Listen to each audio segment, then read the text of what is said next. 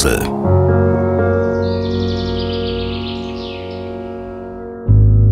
Eine beeindruckende Binnenwasserstraße mit 544 Kilometern Länge. Davon fließen 37 Kilometer im luxemburgisch-deutschen Kondominium. Die Mosel spielt eine wichtige Rolle im internationalen Güterverkehr und vereint Mensch und Natur, gekonnt mit modernster Infrastruktur. Ein Fluss, der das Land Luxemburg prägt wie kein anderer und dadurch auch die Industrie, den Tourismus und das Leben entlang des Gewässers. Mit 130 Metern über dem Meeresspiegel ist Wasserbillig der tiefste Punkt des Großherzogtums. Hier, wo die Sauer in die Mosel mündet, befindet sich das Eingangstor zur deutsch-luxemburgischen Mosel. Wasserbillig, Teil der Gemeinde Mertert, ist eine regsame Ortschaft, nicht zuletzt durch die ideale Anbindung an Deutschland, durch Grenzbrücken für Schiene und Straße. Mit Bedacht auf Nachhaltigkeit und einen verantwortungsvollen Umgang mit Ressourcen wird bereits seit 2017 eine rein elektrisch betriebene Fähre eingesetzt. Sie verkehrt zwischen Wasserbillig und Oberbillig, der deutschen Seite der Mosel. Am Moselkilometer 206, der Entfernung zur Moselmündung in den Rhein bei Koblenz, befindet sich auch die erste öffentliche Kaianlage auf luxemburgischer Seite. Mertert. Hier trifft Idylle auf Gewerbe und Industrie. Als einziger trimodaler Binnenhafen Luxemburgs ist der Hafen Mertert ein leistungsfähiger Umschlagplatz für Transportgüter aller Art, konzipiert, um allen Anforderungen der wirtschaftlichen Entwicklung gewachsen zu sein. Auf 2 Kaiseiten, am 800 Meter langen Industriebecken des Hafens, werden jährlich über 1 Million Tonnen Güter umgeschlagen.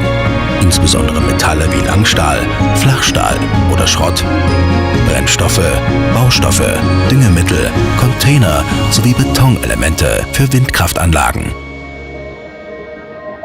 Ferner werden logistiknahe Dienstleistungen wie Stahlbau und Schweißarbeiten am Standort angeboten. Die moderne Infrastruktur umfasst Freilager von insgesamt über 15 Hektar und ein Logistikterminal mit einer Fläche von 15.000 Kubikmetern. 12 Kräne mit einer Tragfähigkeit von bis zu 124 Tonnen stehen hier zur Verfügung, sowie Reachstacker, Bagger und Flurfördergeräte. Aufgrund der ausgezeichneten Verbindung zwischen Binnenschifffahrt, Eisenbahn und Straßennetzen dient der Hafen von Mertert als zentrale Schnittstelle ins europäische Verkehrsnetz.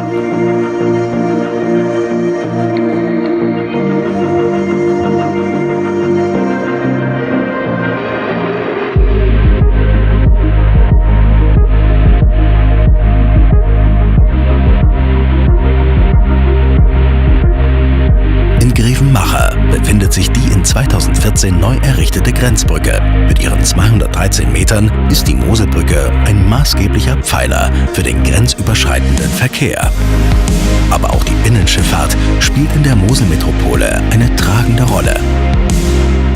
Neben der Hauptanlegestelle des modernen Passagierschiffes MS Princesse Marie Astrid, ausgelegt für 500 Personen, bietet Grevenmacher ebenfalls eine öffentliche Anlegestelle für Fahrgast- und Freizeitschiffe.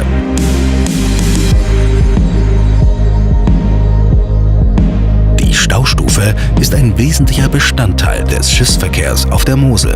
Durch das Stauwehr lässt sich die Stauhöhe regulieren und eine gleichbleibende Fahrrinnentiefe von 3 Meter aufrechterhalten, um eine ganzjährige Schifffahrt zu gewährleisten. Mit 170 Metern Länge und 12 Metern Breite sorgt die Großschifffahrtsschleuse dafür, dass nahezu jedes Binnenschiff reibungslos passieren kann. Vom kleinen Boot bis zum großen Frachtschiff. Zwischen dem Stauwehr und der Großschifffahrtsschleuse befindet sich die Bootsschleuse. Bis zu 6.000 Wasserfahrzeuge durchfahren jährlich die Schleuse mit einem Güterdurchgang von ca. 5,3 Millionen Tonnen. Auf der Schleuse in Grevenmacher wird im Zusammenhang mit dem Klimapakt ein Solarpark errichtet. Aus 1.868 Solarpanelen mit einer Gesamtleistung von etwa 500 Kilowatt. Ausreichend Energie, um 500 Personen zu versorgen und innerhalb von 20 Jahren 6.250 Tonnen CO2 einzusparen. Seit dem 1. Januar 2016 gibt es auf der internationalen Mosel eine Ausrüstungs- und Nutzungsverpflichtung des Automatic Identification System, kurz AIS, an Bord der Schiffe. AIS erlaubt durch Geolokalisierung, den Verkehr auf der Mosel noch leichter und sicherer zu machen. AIS-Landstationen wurden eingerichtet, um an den Schleusen die auf der Mosel fahrenden Schiffe anzuzeigen.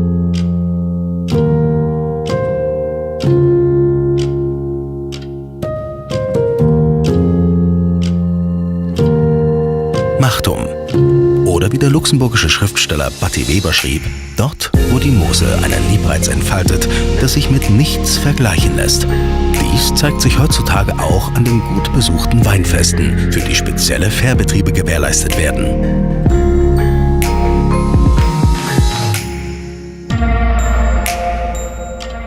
Auch in der anliegenden Winzerortschaft Ahn wurde die Authentizität des Dorfkerns erhalten.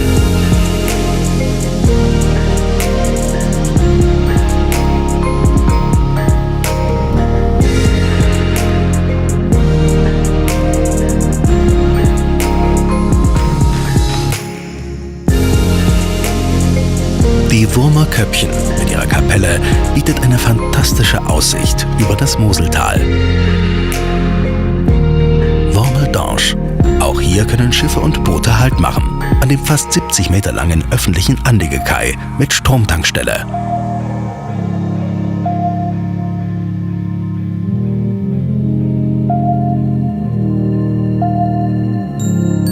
In der Ortschaft befindet sich ebenfalls eine Grenzbrücke für den Straßenverkehr, die zweite von 4 Moselbrücken.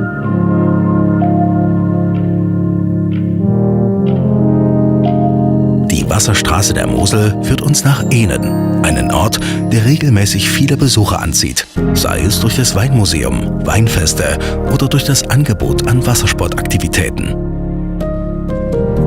Ein öffentlicher Anlegekai ist hier in Planung. Die Sport- und Freizeitschifffahrt entlang der Mosel profitiert von der Wasserstraße, ebenso wie die berufliche Binnenschifffahrt, welche stets Vorrecht hat.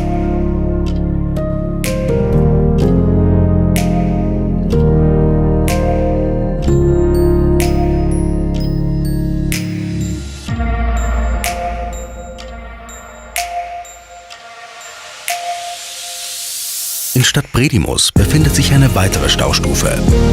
Es handelt sich um die letzte Staustufe im luxemburgisch-deutschen Kondominiumbereich. Die Geschichte der Infrastruktur reicht hier sogar bis in die Antike zurück. Als von 1958 bis 1964 die Mosel kanalisiert wurde, fand man am Standort der heutigen Schleuse Überreste einer alten Römerbrücke, älter als die Moselbrücken der Stadt Trier.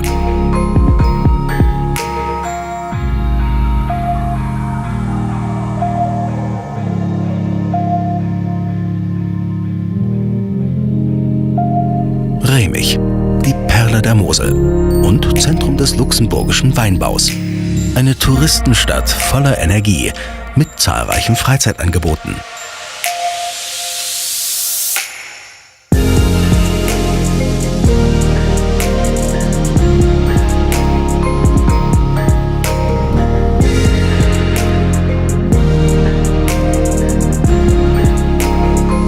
Gleich an der Promenade, neben den Hauptanlegeplätzen der lokalen Fahrgastschiffe, befindet sich das neue Wahrzeichen der Stadt.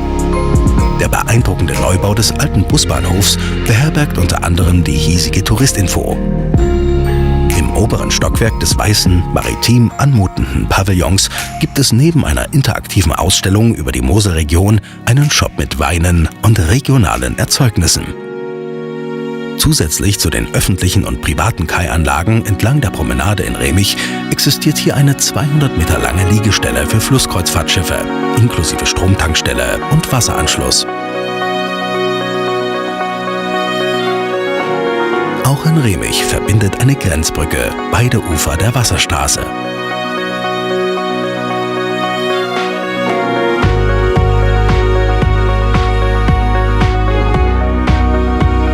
Zwei Kilometer flussaufwärts liegt das kleine Winzerdorf Bech-Kleinmacher. Das malerische Dorf entlang der Route du Vin hat eine eigene öffentliche Kaianlage, insgesamt 60 Meter lang, bestückt mit einer Stromtankstelle. Bächkleinmacher ist auch Dreh- und Angelpunkt für diverse Firmen aus den Bereichen Industrie und Handel. So hat hier auf einem 8 Hektar großen Industriegelände eine Unternehmensgruppe mit ihren Aktivitäten Sand und Kies, Transport- und Abfallwirtschaft diverse Betriebsstätten mit einer eigenen Hafenumschlagstelle für sämtliche Produkte.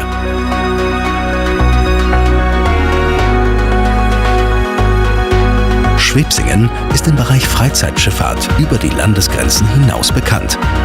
Sein einzigartiger Yachthafen bietet 225 Plätze für unterschiedliche Yachten, Freizeitschiffe und Sportboote, insgesamt 8 Anlegestellen und besitzt zudem eine Tankstelle.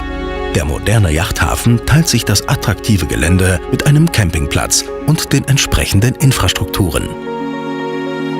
Auf der gegenüberliegenden Seite in Perlbesch im saarländischen Landkreis Merzig-Wadern befindet sich das Industriegebiet Wieserweg, ein Produktions- und Logistikzentrum für Agrarprodukte inklusive Umschlagplatz mit direkter Anbindung an die Wasserstraße und Güterschifffahrt. Ein Beispiel für erfolgreiche grenzüberschreitende Geschäftsaktivitäten in der Region. Zurück auf luxemburgischer Seite. In Remerschen. Das Naturschutzgebiet Hafremisch am Fuß der Weinberge zwischen Schengen und Remich wird für seine große Vielfalt an Vogelarten und seine reiche Flora und Fauna geschätzt. Dort befindet sich auch das Naturschutzzentrum Biodiversum. Der futuristische Holzbau in Form eines umgedrehten Bootsrumpfes ist an die Langhäuser der Kelten angelehnt, die dieses Gebiet besiedelten. Das sehenswerte Gebäude beherbergt interaktive Ausstellungen auf 2 Etagen zu den Themen Naturvielfalt, Naturschutz und Nachhaltigkeit für Jung und Alt.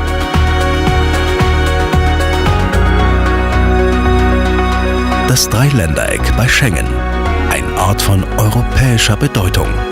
Hier wurde am 14. Juni 1985 das Schengener Abkommen unterzeichnet. Auf dem damaligen Fahrgastschiff MS Princesse Marie Astrid. Inspiriert von diesem historischen Ereignis befindet sich die Schengener Touristinfo gleich am Moselufer in einem eindrucksvollen schwimmenden Gebäude, einer Art Ponton, erreichbar über 2 Schiffsanleger. Unweit des Infobüros befindet sich das Centre Européen Schengen mit dem Europäischen Museum. Am Moselkilometer 242, kurz vor der Grenze zu Frankreich, befindet sich der letzte öffentliche Anlegekai auf luxemburgischem Gebiet. Schengen, ein Ort, in dem nicht nur die Wasserstraße, sondern auch Brücken die Länder miteinander vernetzen. Die Staustufe Appach-Schengen. Hier passieren die Schiffe die Grenze Richtung Thionville, Metz bis nach Neuf-Maisons. Die Schleuse verzeichnet jährlich einen gesamten Güterdurchgang von ca. 4,9 Millionen Tonnen. Neben Luxemburg profitiert auch die im französischen Lothringen angesiedelte Stahl- und Agrarindustrie von der Anbindung an die Mosel und nutzt die attraktiven Vorteile der Binnenschifffahrt. Die Mosel, eine Wasserstraße, deren Infrastruktur sich kontinuierlich dem Wandel der Zeit anpasst und neue Wege für die Zukunft weist. Eine Infrastruktur, in der wirtschaftliche Aktivitäten und Nachhaltigkeit harmonieren, wo Tradition und Innovation vereint sind, zu Wasser und zu Land.